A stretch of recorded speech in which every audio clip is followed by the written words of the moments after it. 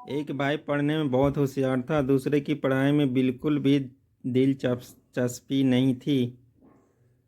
बचपन में ही माँ बाप गुजर चुके थे। एक का नाम नीरज, दूसरे का नाम नितिन। नीरज पढ़ लिख कर बड़ा आदमी बनना चाहता था, लेकिन शायद किस्मत साथ नहीं दे रही थी। अस्सी अच्छी खासी डिग्री हासिल कर ली थी और दिमाग भी बहुत तेज था, लेकिन कहीं भी नौकरी नहीं मिली। नितिन ने स्कूल के बाद कॉलेज ना जाते हुए नौकरी करनी शुरू कर दी थी। नीरज को घर पर हर रोज ताने सुनने होते थे। सब कुछ कमाता तो है नहीं, आधी उम्र पढ़ाई करने में निकाल दी और बाकी उम्र नौकरी ढूंढने में निकाल देगा। नीरज को बहुत दुख होता है ये सब सुनकर, लेकिन कर भी क्या सकता था। एक दिन ऐसा आया कि नितिन ने हद पार कर दी। वो भूल गया था कि वो अपने भाई से बात कर रहा है। नितिन ने कहा, तुम मेरे कमाए हुए पैसों पर पल रहा है। मैं चाहूँ तो तुझे अभी इसी वक्त घर से निकाल सकता हूँ।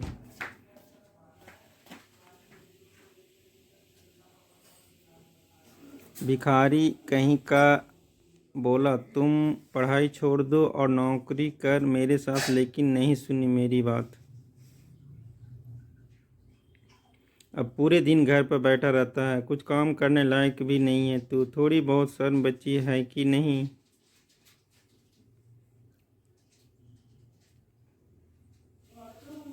नीरज का दिल टूट गया, यह सोचकर कि ठीक है बुरा वक्त चल रहा है, लेकिन एक भाई भी ऐसा भाषा बुरे वक्त में तो अपने साथ देते हैं।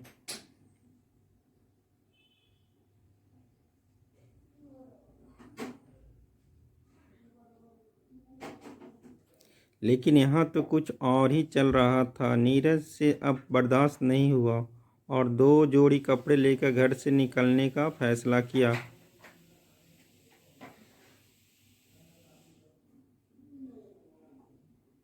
इधर नितिन ने रोकने के बजाय जाते जाते भी सुना दिया कि निकल घर से और इधर कभी फिर से पैर मत रखना।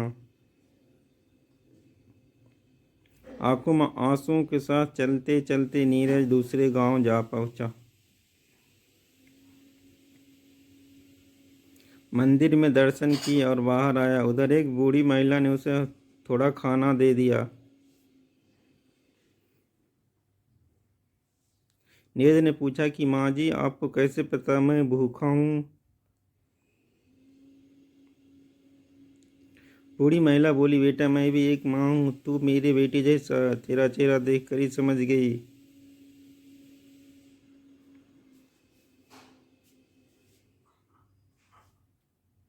नीरज ने अपनी कहानी उस महिला को सुनाई। महिला बोली, बेटा तू पढ़ा लिखा है ना, एक काम कर, हमारे गांव में शिक्षक नहीं है, तू इस गांव के बच्चों को गुरु बन जा।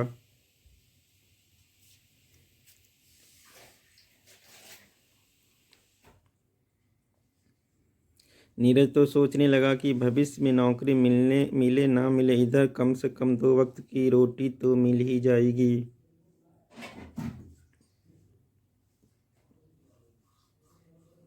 गांव वाले ने पूरे सम्मान के साथ एक घर दिया और खाना तो बूढ़ी माँ ले आती थी। गांव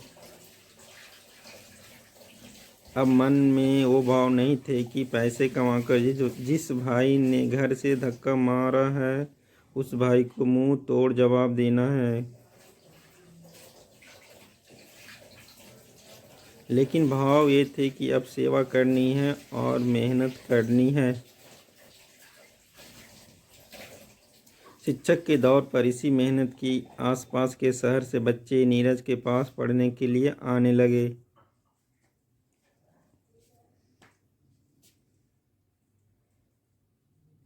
शहर वाले अच्छी खासी ट्यूशन फीस दे देते थे। धीरे धीरे ये कारनामा बढ़ता गया, फीस भी आती गई।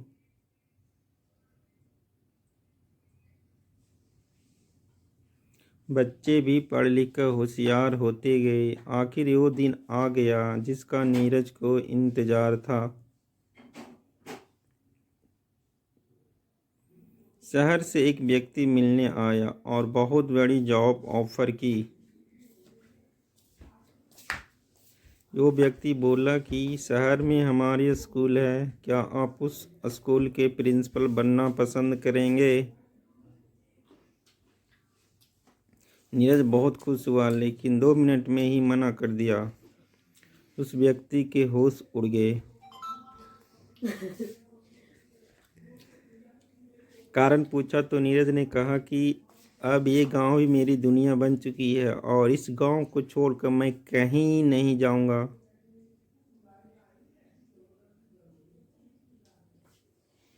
वह व्यक्ति फिर से 7 दिन बाद मिलने आया तो नीरज ने बिना सुने ही कह दिया कि सर, आप इधर आने की तकलीफ बार बार क्यों कर रहे हैं? मैं आपकी स्कूल का प्रिंसिपल नहीं बनना चाहता, मुझे माफ़ कीजिए। तो उस व्यक्ति ने कहा, सर, आप हमारे स्कूल नहीं आना चाहते, कोई बात नहीं, लेकिन यदि स्कूल ही इधर आ जाए तो? नीरज शब्द कुछ देर बाद नीरज बोला कि सर, आपके कहने का अर्थ क्या है?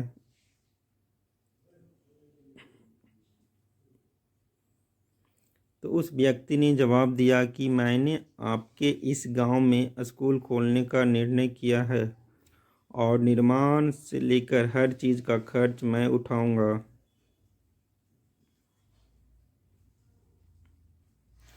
और वह स्कूल आपकी ही होगी, जैसा आप कहेंगे वैसे चलेगी, जैसा आप चाहेंगे वैसे नियम कायदे होंगे। नीरज मान गया।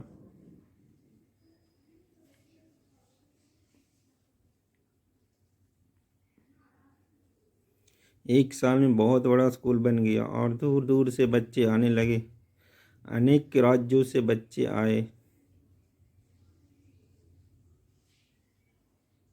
नीरज ने सोचा भी नहीं था कि ऐसा सब कुछ हो जाएगा। उस गांव में नहीं कोई नौकरी लोगों की नौकरी भी मिली कई लोगों की नौकरी भी मिली। नौकरी की तलाश में कई लोग आसपास के गांव से आने लगे। नीरज सभी को कुछ न कुछ काम देने लगा।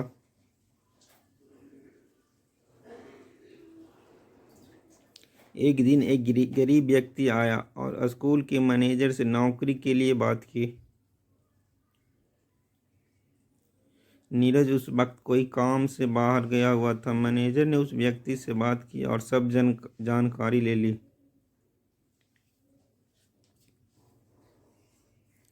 ज़्यादा पढ़ाई नहीं की हुई थी तो उसे क्लर्क की नौकरी दे दी। मैनेजर ने कहा, प्रिंसिपल सर 2 दिन बाद आएंगे तो उनसे एक बार मिल लेना। ठीक 2 दिन बाद नीरज आ चुका था।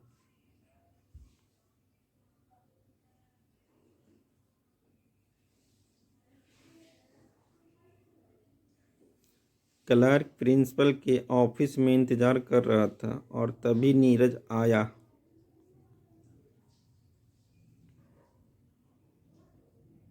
तो क्लर्क और कोई नहीं बल्कि उसका भाई नितिन था। नितिन बोला, नीरज, तू यहाँ क्या कर रहा है?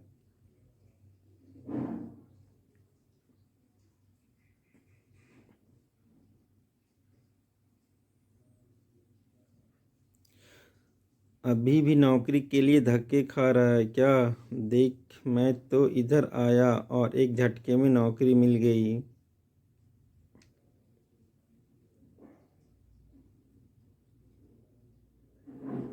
अभी प्रिंसिपल सर आएंगे और मेरी नौकरी पक्की हो जाएगी। तू ऐसे ही नौकरी के लिए इधर उधर भटकता रहेगा।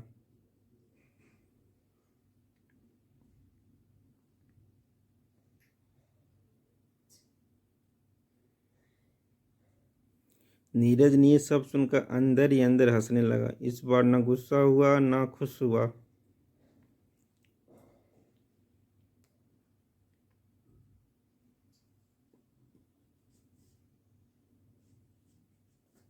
ऐसा ही सुनते रहा और चुपचाप प्रिंसिपल की कुर्सी पर जाकर बैठ गया।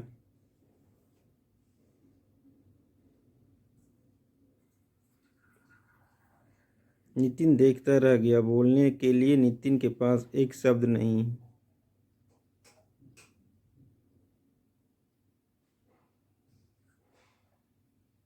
नीरज ने कहा, यदि तुम अपना अहंकार हमेशा के लिए छोड़ दोगे तो तुम्हें इधर नौकरी मिल जाएगी।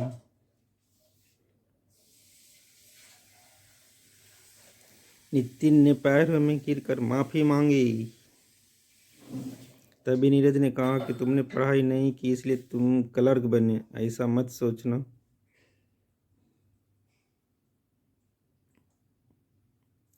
और यदि मैं कहूँ कि मैंने पढ़ाई की इसलिए मैं प्रिंसिपल बन गया तो ये भी गलत होगा, क्योंकि ये सब इतना मायने नहीं रखता।